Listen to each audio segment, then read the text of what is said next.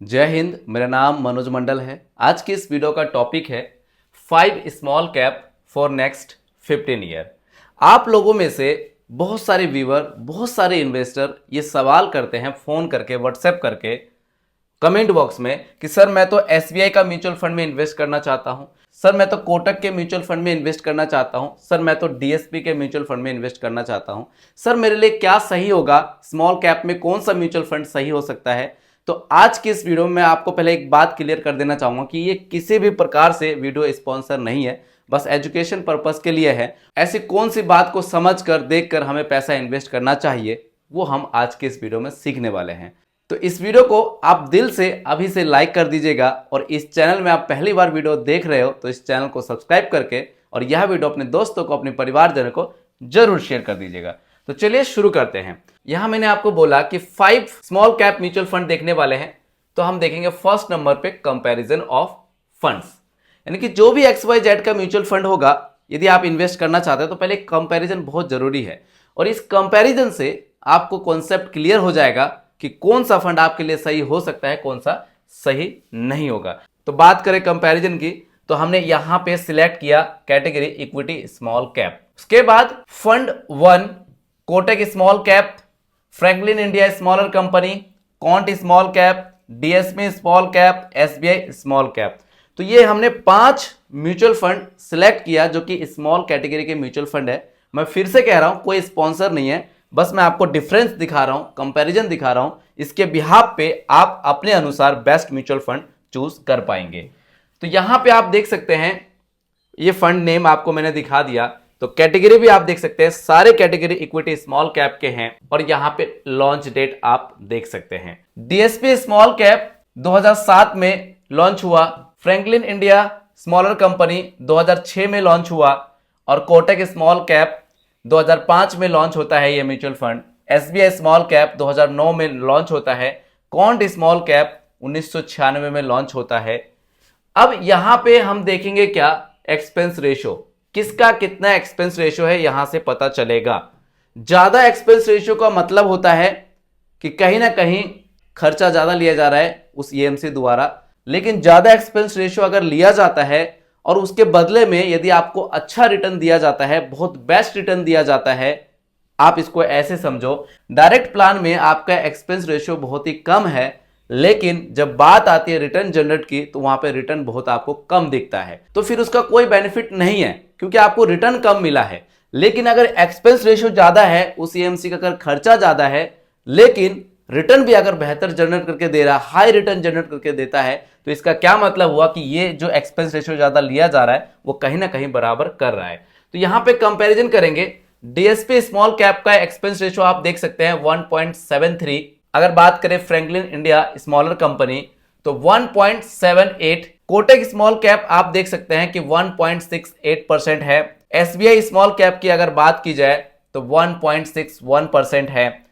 Can't small cap की अगर बात की जाए तो 1.65% है। 5 स्मॉल कैप म्यूचुअल फंड है, तो सबसे कम एक्सपेंस रेशियो की अगर बात की जाए यहां पे, तो यहां पे है आपका 1.61% जो कि एसबीआई स्मॉल कैप का है ना, सबसे कम। तो एक्सपेंस रेशियो आपने देख लिया, कब कौन सा फंड लॉन्च हुआ और यहां पे आपने देख लिया कि एक्सपेंस रेशियो क्या है। अब कुछ बात करते हैं कि जैसे डीएसपी स्मॉल कैप फंड है तो इसका 1 साल का रिटर्न आप देख सकते हैं कि 8.96। फ्रैंकलिन इंडिया स्मॉलर कंपनी आप देख सकते हैं कि 2.92, यानी कि फ्रैंकलिन ने 1 साल का रिटर्न बहुत ही कम जनरेट करके दिया है, लेकिन कंपैरिजन डीएसपी ने ज्यादा करके दिया है। कोटक स्मॉल कैप आप देख सकते हैं कि 8.69 और यही बात करें एसबीआई स्मॉल कैप की तो 5.45। कॉन्ट स्मॉल कैप नेगेटिव में रिटर्न जनरेट करके दिया है 0.23%। यहीं पे अगर बात की जाए 3 ईयर की तो 15% से ज्यादा, फ्रैंकलिन ने 19% से ज्यादा, कोटक ने 13% से ज्यादा, एसबीआई ने 15% से ज्यादा और कॉन्ट स्मॉल ने 20% से ज्यादा। तो आप यहां पे देख सकते हैं कि 1 साल में किस प्रकार से कॉन्ट स्मॉल कैप में नेगेटिव रिटर्न दिख रहा है, लेकिन 3 साल की बात की जाए तो सबसे ज्यादा कॉन्ट का ही यहां पे रिटर्न आपको दिख रहा है। इसका अगर कैटेगरी एवरेज की बात करें सबको मिला के, तो एवरेज रिटर्न आप देख सकते हैं कि 16.99% का एवरेज रिटर्न आपको यहां पे दिख रहा है। यहीं पे 5 ईयर की बात की जाए तो आप देख सकते हैं कि डीएसपी का 34% से ज्यादा है, फ्रैंकलिन का 35% से ज्यादा है, कोटक का 35% से ज्यादा है और एसबीआई का 30% से ज्यादा है और कॉन्ड का आप देख सकते हैं कि 49% से ज्यादा है। तो यहां पे हाई रिटर्न आपको दिख तो रहा है, लेकिन पूरी वीडियो को ध्यान से देखना, इस हाई के पीछे क्या कॉन्सेप्ट है वो भी मैं आपको दिखाऊंगा। तो 10 साल का देख सकते हैं 15% का है डीएसपी का, फ्रैंकलिन का 14% है, कोटक का आपका 16% है और वहीं पे एसबीआई का 18% और कॉन्ड का आप देख सकते हैं कि 18%। फिर 10 साल में कॉन्ड का जो रिटर्न है कम हो गया। सिंस लॉन्च डेट की बात की जाए तो कॉन्ड का जो है पहले से है 1996 से, तो कॉन्ड का यहाँ पे हम कंसिडर नहीं करेंगे क्योंकि यहाँ पे पहले ये डेट फंड भी हुआ करता था, लेकिन कॉन्ड को हम यहाँ पे कंसिडर नहीं करेंगे, बस एवरेज देखेंगे।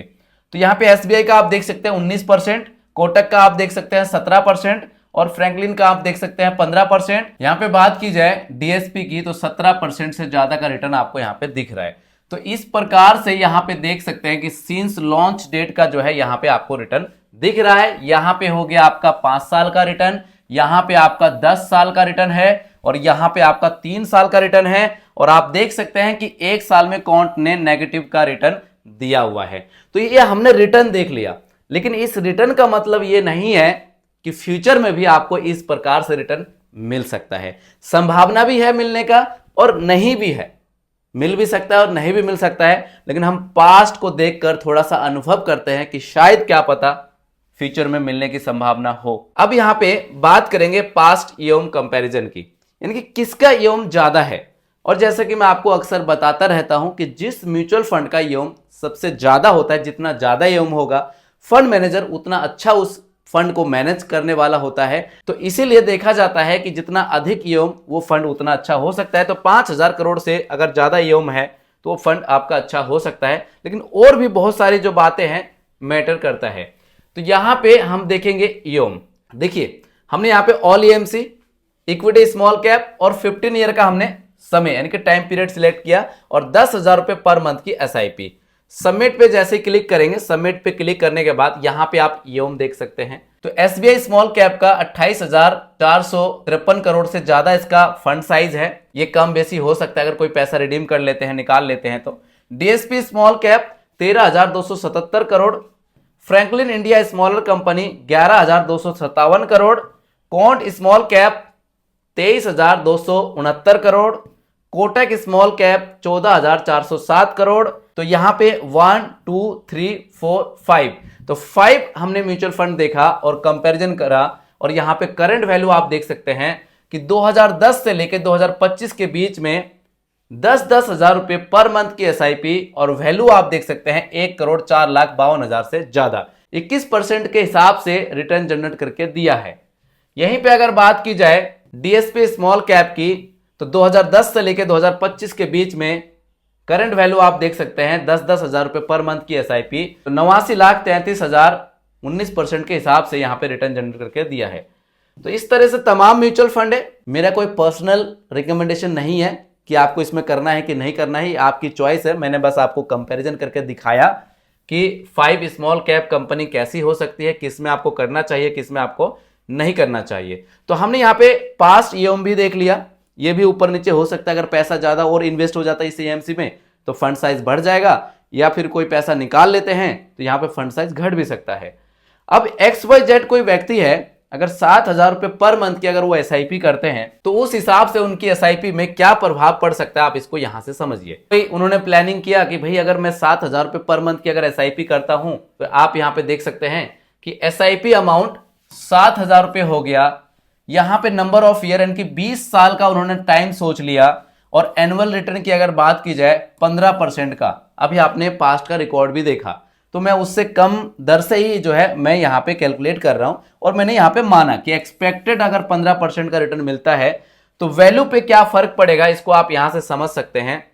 देखिएगा कि टोटल जो आपका पैसा इन्वेस्टेड हुआ वो हुआ 16,80,000 रुपए, 7,000 रुपए पर मंथ के हिसाब से 20 साल के अंदर। और मैच्योरिटी वैल्यू आप देख सकते हैं जो आपको दिख रहा है वो है 1,06,11,000 रुपए से ज्यादा। तो इस पे आपका टैक्स वगैरह भी लग सकता है, लेकिन ध्यान रखिएगा कि अगर 15% के हिसाब से रिटर्न मिलता है और यहाँ पे 20 साल के अंदर अगर आप ऐसे 7-7 हजार रुपए पर मंथ की एसआईपी करते हैं तो ये वैल्यू बनने की संभावना है। अब बात करते हैं कुछ और फंडामेंटल की कि आपने देखा कि जब हाई रिटर्न अगर आप पाना चाहते हो तो उस कंडीशन में हाई रिस्क भी होता है उस म्यूचुअल फंड में। इस बात को भी याद रखिएगा।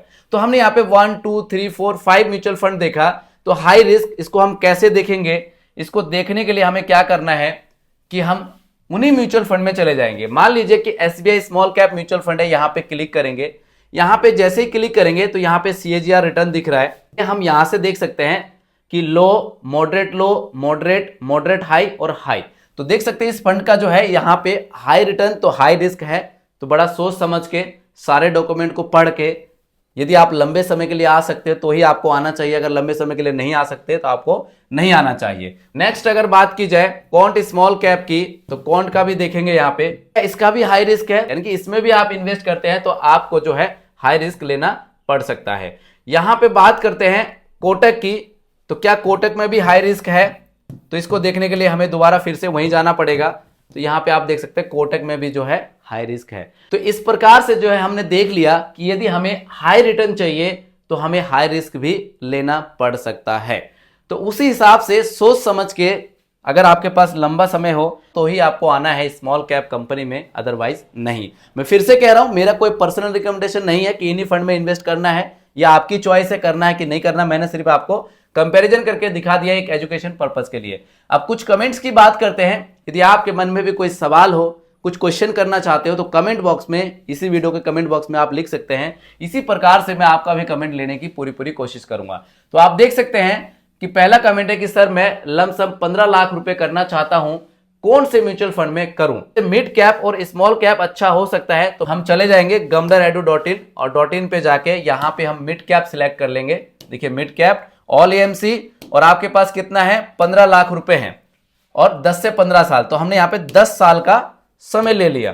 तो 10 साल का समय आप देख सकते हैं कि मोतीलाल ओसवाल मिड कैप 23,000 करोड़ से ज्यादा ये 2015 से लेकर 2025 के बीच में 15 लाख रुपए लमसम हुआ, और करंट वैल्यू आप देख सकते हैं 71,37,000, 16% के हिसाब से रिटर्न जनरेट करके दिया है। HDFC mid cap opportunity 67,000 crore से ज्यादा ये 2015 से लेकर 2025 के बीच में लमसम अमाउंट 15 लाख रुपए, करंट वैल्यू 70 लाख रुपए से ज्यादा, 16% के हिसाब से रिटर्न जनरेट करके दिया है। यही बात करें एडलवाइस मिड कैप की, तो देख सकते हैं 7,729 करोड़ ईएम है इसका। 2015 से लेकर 2025 के बीच में 15 लाख रुपए वन टाइम निवेश हुआ, और उसके बाद करंट वैल्यू आप देख सकते हैं 69,50,000 रुपए से ज्यादा, 16% से रिटर्न इसका ज्यादा है। तो इस प्रकार से तमाम मिड कैप का देख सकते हैं 16%, 16% से ज्यादा, 16% से ज्यादा, 15%, 14%, 14%, 14%। मैं पॉइंट की बात नहीं कर रहा हूं। तो इस प्रकार से आपने यहां पे देख लिया।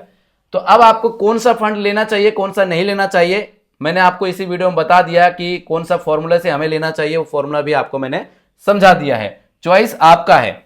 बात करते हैं नेक्स्ट कमेंट की। सर 10 लाख रुपए लमसम करना है, गोल 15 साल का है, मॉडरेट टू हाई रिस्क ले सकता हूं?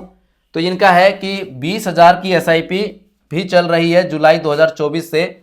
कॉन्ट में आपका 10,000 रुपए, और 5K to 5K निफ्टी 50 में एंड JM फ्लेक्सी में मार्गदर्शन करिए। देखिए आपने जहां पे कर रखा है ये आपका सारा ही ठीक है। आपने बोला कि मॉडरेट टू हाई रिस्क, वही वाले फंड है आपके पास। बाकी ओवरऑल आपका पोर्टफोलियो जो है अच्छा है, आप इन्वेस्टेड रह सकते हो। कृपया ध्यान दें, मैं एमफिल रजिस्टर हूं। मेरा 11 नंबर है 279162। मेरा व्हाट्सएप नंबर है 7982220721।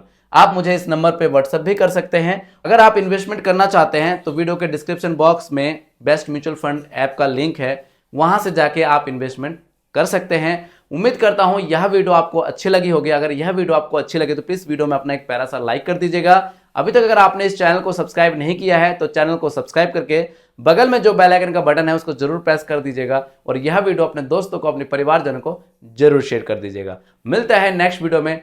जय Hind. In this video, calculations are for illustrations only and do not represent actual returns. Mutual fund investments are subject to market risk. Read all scheme related documents carefully.